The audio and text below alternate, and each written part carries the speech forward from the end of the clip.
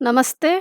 आज मैं एक कहानी सुनाने जा रही हूँ। राजा दशरथ के बेटे भैया की ससुराल से पत्र आया था कि वे इस वर्ष भी विवाह नहीं कर सकते। पिताजी ने कहा, चलो अच्छा हुआ, अगले वर्ष तक हम अच्छी तरह विवाह की तैयारी कर लेंगे। भैया कुछ नहीं बोले, सदा की तरह शांत रहे। मंझले भैया और छोटे भैया भी कुछ ना बोले। मैं क्या बोलता, पर दूसरे कमरे में आते ही छोटे भैया बरसने लगे। मैंने तो पहले ही कह दिया था कि इस घर में विवाह की रीति नहीं है। पता नहीं पिताजी ने कैसे भूल से विवाह कर लिया, नहीं तो यहाँ तो विवाह की आवश्यकता ही नहीं है।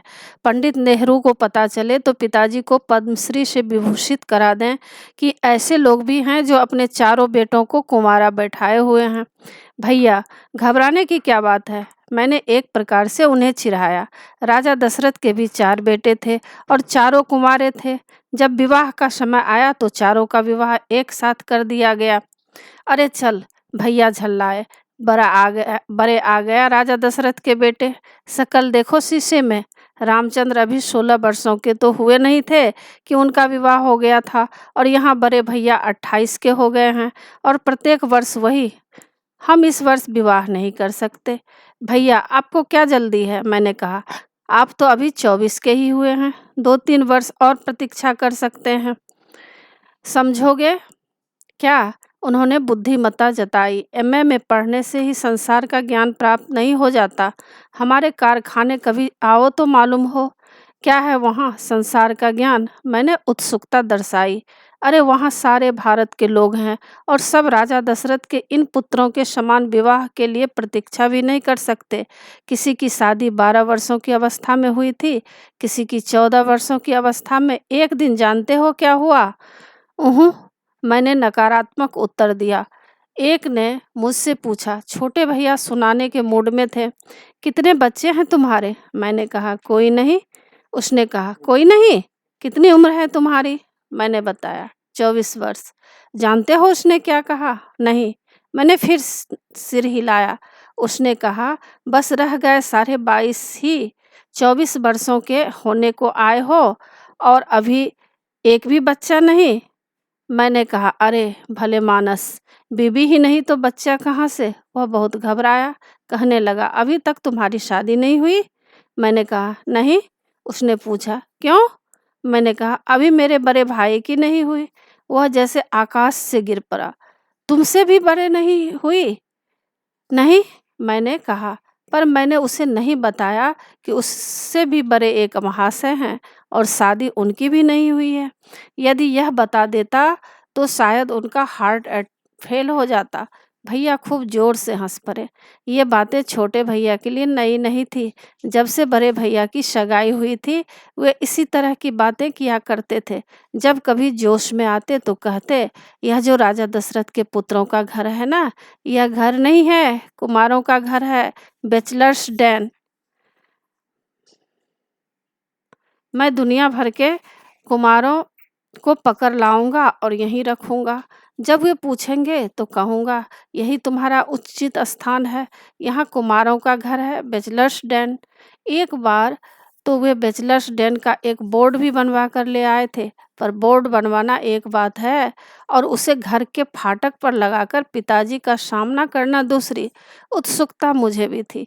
मैं भी चाहता था कि हमारे घर में भी कभी कोई विवाह हो, हमारी भी भाभी आए। दूसरों के घर यह सब होता देख मेरा भी मन करता था, पर मैं छोटे भैया के समान हल्ला नहीं कर सकता था। वे तो इस तरह के गुल रोज ही खिलाते थे। कभी कोई नई बात लाते, कभी कोई। एक दिन बाहर से आते ही बोले, नरेंद्र सुनो, आज एक मज़ेदार बात हुई। क्या? मैंने पूछा। आज एक गाना सुना। कौन सा? अरे वह, तिरैया दा बुखार बुरा, सुरैया दा प्यार बुरा, बनिए दा उधार बुरा, तो सब कोलों बुरा साडा पाइया, जिन्हें किती न साड़ी कुरमाई, ते हुन असी की करिए, ओ कोई बने न तेरी पड़ जाई, ते हुन असी की करिए। तिरैये का बुखार बुरा होता है, सुरैये का प्यार बुरा होता है, बनिए का उधार बुरा होता है, किंतु सबसे बुरे हमारे पिता हैं जिन्होंने हमारी सगाई तक नहीं की। अब हम क्या करें? कोई भी तेरी भाभी बनने को तैयार नहीं, तो अब हम क्या करें? मैं हंस पड़ा। क्यों, कैसा है? उन्होंने पूछा। अच्छा है, मैं बोला। आपके योग्य? यह नेशनल सॉन्ग है, मालूम है? कहाँ का? मैंने आश्चर्य से पूछा। बैचलर्स डैन का। और वे फिर हंस पड़े। आज एक और बात हो गई, जानते हो? वे बोले, मेरे साथ काम करने वाला एक लड़का है, छत्तीसगढ़ का। कह रहा था, मालूम होता है तेरा बुढ़ा खूब पैसा जटना मांगता है, इसलिए शादी नहीं कर रहा है तुम लोगों की। आपने उसे कुछ कहा नहीं? मैंने आश्चर्य से पूछा। किस बात के लिए? प्रश्न का उत्तर प्रश्न में ही मिला। उसने पिताजी को बुढ़ा कहा। मैं बोला, यह तो कोई तरीका है बात करने का। अरे तुम तो कॉलेजों वाले सभ्य लोग। वे हंसे। हम हैं टाटा कंपनी के कुली, वहाँ सभ्यता नहीं चलती, जानते हो? अपने बाप को वह क्या कहता है? नहीं, मैंने सिर हिलाया। बुढ़ऊ। वे फिर हंसे। हमारे पिताजी को तो उसने सभ्य भाषा में ही पुकारा है। ये सारी बातें सुन सुनकर मैं समझता था कि छोटे भैया को भी घर में भाभी लाने का शौक है। यही कारण है कि रोज कोलाहल मचाए रहते हैं। पर एक दिन संध्या समय एक नई बात हो गई। मैं अपने कमरे में बैठा पढ़ रहा था। घर चुपचाप सा था। पिताजी जाने कहाँ गए हुए थे। माताजी रसोई में होंगी। बड़े भैया कारखाने में थे अपनी ड्यूटी पर, और मंझले भैया शायद सोए हुए थे। छोटे भैया अभी नहाकर अपने कमरे में गए थे। बेबी शायद बाहर खेल रही थी। सहसा बरामदे में बेबी की आवाज़ आई। वह गा रही थी फिल्म नवरंग का गाना। यह कौन फूल महका, यह कौन पंछी चहका, महफिल में कैसी खुशबू उड़ी, दिल जो मेरा, और चटाक का स्वर। मैं बाहर निकल आया। बेबी अपने गाल पर हाथ रखे छोटे भैया को एकटक निहार रही थी, और छोटे भैया नर्वस से खड़े उसको ताक रहे थे। उन्होंने केवल पतलून और बनियान पहन रखी थी। बाल बिखरे हुए थे, शायद कंघी नहीं की थी। मैं कुछ समझ नहीं सका। बोल कोई भी नहीं रहा था, केवल ताक रहे थे। 8 वर्ष की बेबी को, जो हमारे एकमात्र बहन थी, छोटे भैया इस प्रकार क्यों घूर रहे थे, मैं समझ नहीं सका। थोड़ी देर में भैया अपने कमरे में चले गए। अब बेबी ने मेरी ओर देखा। उसका हाथ गाल के नीचे आ चुका था। वह मुस्कुराई। उस मुस्कान में शरारत थी। वह जाने लगी। बेबी, मैंने पुकारा। वह भागने लगी। मैंने झपट कर उसका हाथ पकड़ लिया।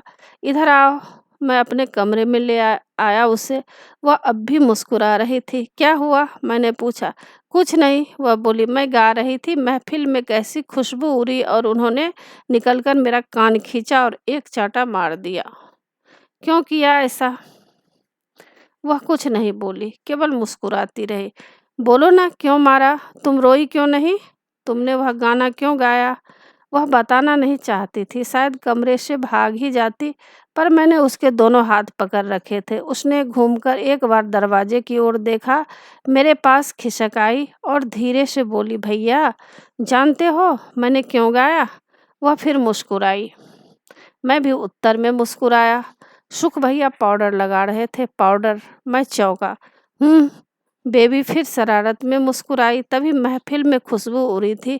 मैं भी मुस्कुराया। मैंने बेबी के सिर पर चपत जमाया। बड़ी शरारतें करने लगी है तू। वह फिर मेरी आंखों में देख मुस्कुराई। मैं उसे छोड़कर छोटे भैया के कमरे में चला गया। भैया कहीं जाने के लिए तैयार थे। उन्होंने एक बार मुझे देखा और फिर दर्पण पर अंकित दृष्टि डाली। कहीं जा रहे हैं भैया? मैंने पूछा। हूँ भैया। बेबी को क्यों मारा आपने? वह देखो, वे जरा घबराया। मैंने कितनी बार मना किया कि फिल्मों के गाने मत गाया करो, अच्छे बच्चे ऐसा नहीं करते। वह पर वह है कि मानती ही नहीं है। मैंने उनकी आंखों में देखा। वे साफ कह रही थी कि वे झूठ बोल रहे हैं। मैंने कुछ कहा नहीं, मुस्कुराकर रह गया और भैया चले गए। मैंने भैया की मेज का दराज खोल डाला। सामने ही टेल्कम पाउडर का एक नन्हा सा डिब्बा चमक रहा था। मेरे सामने रहस्य की दूसरी गुत्थियां थी। एक तो सुख भैया ने कभी पाउडर लगाया नहीं था, पर आज, और यदि वह अब शुरू कर ही दिया तो छिपाने की क्या आवश्यकता थी? बेबी ने गाना गाया तो उसे थप्पड़ मारने की क्या आवश्यकता थी? जरूर भैया उससे चिढ़ गए होंगे, पर चिढ़े क्यों? यह भेद तब खुला जब मैंने भैया के कमरे की पूरी तलाशी ले डाली। दराज में तो और कुछ न मिला, पर उनकी पतलून की जेब में सफ़ेद लिफाफे में एक पत्र था। ऊपर नाम भैया का ही था, पर अक्षर अपरिचित थे। किसका पत्र है? मेरे मस्तिष्क में प्रश्न उठा। इसे पढ़ूं? किसी दूसरे का पत्र चोरी छिपे पढ़ना असभ्यता ही नहीं, नीचता है। पर मैं स्वयं को रोक न सका। मनुष्य अपनी इच्छाओं की पूर्ति के लिए तर्क खोज ही निकालता है। मैं देवता नहीं, मनुष्य हूँ, हार मांस का, कमजोरियाँ मुझ में हैं ही। और यह तो मेरे भाई का पत्र है, किसी पराये का नहीं। क्या भाई पर भाई का अधिकार नहीं होता? होता है। और मैंने पत्र खोल लिया। सुख डार्लिंग, आज शाम को जुबली पार्क में आओ ना। मैं चिल्ड्रन पार्क में तुम्हारी प्रतीक्षा करूंगी। अब रोज गार्डन खिल उठा है। एक फूल तोड़कर मेरे जूरे में लगाओ तो जानू। ओह हाँ, तुम्हारी पुष्प। ओह, यह बात। मैंने तो कभी यह पहले सोचा ही नहीं था कि यह बात है। मैं तो उन सारी बातों को भैया का मजाक बनाता था। मैं क्या जानता था कि सारी व्याकुलता की जड़ में यह पुष्प खिला हुआ है। एक बार जी में आया, दौड़ता हुआ जुबली पार्क चला जाऊं। Children park, rose garden, Mughal garden, cafeteria, सब कुछ छान डालूं। पर फिर मन में आया, चलो ठीक है, भैया ने कोई पाप तो किया नहीं, जल्दी ही भाभीियों की बाहर आने वाली है। सुख भैया जब रात को लौटे तो मैं उनके कमरे में चला गया। मेरा इरादा उन पर सब कुछ प्रकट कर देने का था। भैया, रोज गार्डन कैसा है? मैंने पूछा। वे चौंक कर घूमे। उनकी आंखों में वैसे ही भाव थे जैसे किसी शरीफ चोर की आंखों में रंगे हाथों पकड़े जाने पर होते हैं। वहाँ पुष्प? मैंने वाक्य अधूरा ही छोड़ दिया। तुम वहीं थे क्या? कहाँ? जुबली पार्क में।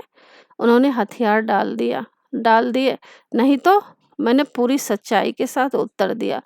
तो वे शायद मेरी सूचनाओं का सूत्र जानना चाहते थे। मैंने टेल्कम पाउडर का डिब्बा देखा है। और तो तुम जान गए? वे मुस्कुराए। जी, चलो अच्छा हुआ। वे आश्वस्त थे। भैया कौन है वह? मैंने पूछा। है कोई, फिर भी कभी देख लेना।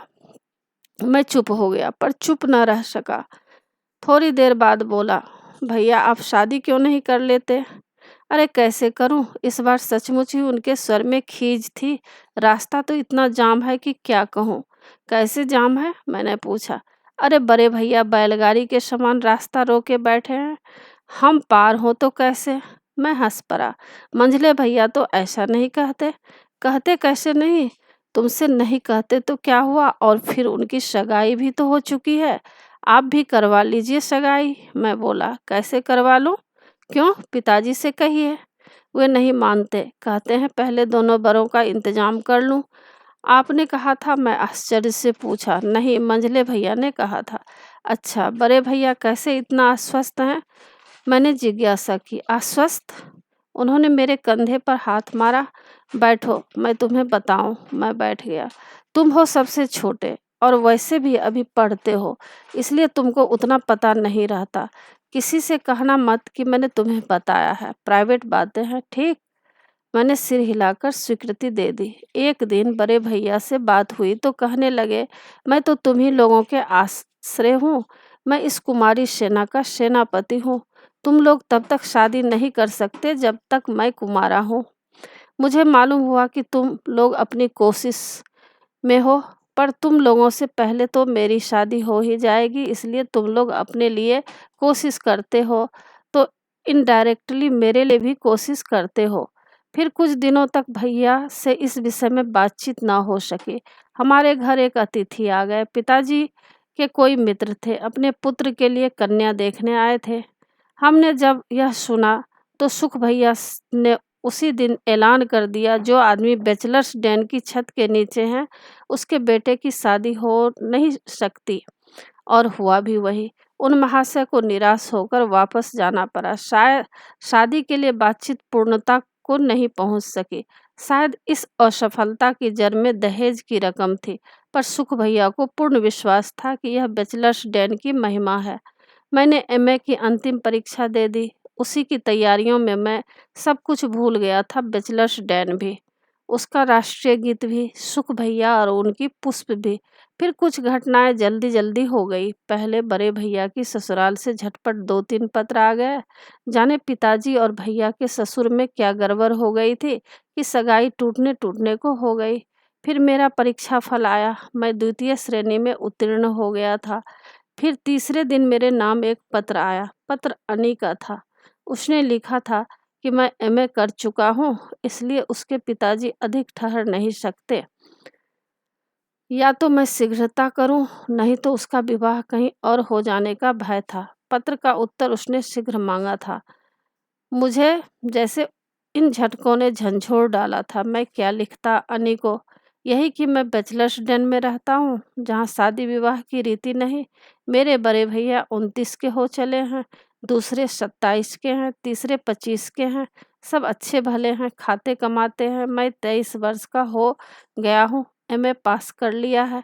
अनी, मैं तुमसे प्रेम करता हूँ, विवाह करना चाहता हूँ, पर कर नहीं सकता। रास्ता जाम है, आगे बैलगाड़ियां हैं, मैं साइकिल पर हूँ, आगे निकलने की राह नहीं है, कूद मैं सकता नहीं। अन्नी, अपने पिता को रोको, उनको मनाओ। यह बैचलर्स डेन सदा ऐसा ही नहीं रहेगा, कभी बसंत की दृष्टि इधर भी होगी। अन्नी, ठहरो ठहरो, प्रतीक्षा करो।